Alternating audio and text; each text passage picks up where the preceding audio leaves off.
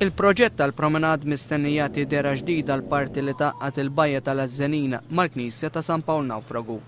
Residenti li kienu preżenti għall-laqgħa ta' diskussjoni organizzata mill-Kumitat Lokali ta' San Pawl il-Baħar iddeskrivew dan il-proġett bħala wieħed tajjeb. Il-proġett tal-promenad ġewwa San Pawl il-Baħar għandu diversi aspetti pożittivi fosthom biex isebbaħ din il-lokalità.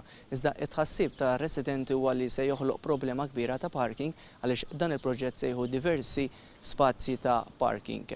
Ir-residenti qed jgħidu li ma jemmix sens li jkollok proġett li jsebbaħ il-lokalità iżda mbagħad għandek il-problema biex taċċessaħ.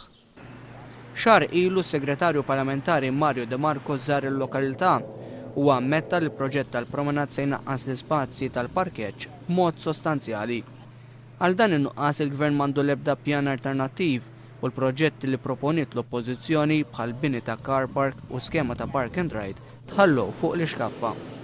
Residenti li tkellmu waqt il-laqgħa tkellmu wkoll dwar in-nuqqas ta' ndafa. Ir-residenti qed jitolbu wkoll ix-xogħol ta' kostruzzjoni jieqaf fix-xhur tas-sajf għaliex dan qed ikun ta' inkonvenjent għat-turisti. F'dawn l-aħħar snin f'San Pawl il-Baħar u l-madwar għalqu kważi 30 lukanda, oħrajn qed joperaw biss fis-sajf. Ir-residenti qed jgħidu li dan huwa telf ta' flus u l-lokalità li minn dejjem kellha lan li ġib flus għal pajjiżna. Fl-istess laqgħa semma wkoll l-uffiċċju ġdid tal-Kunsill Lokali se jkun il-bogħod miċ-ċentru tal-lokalità.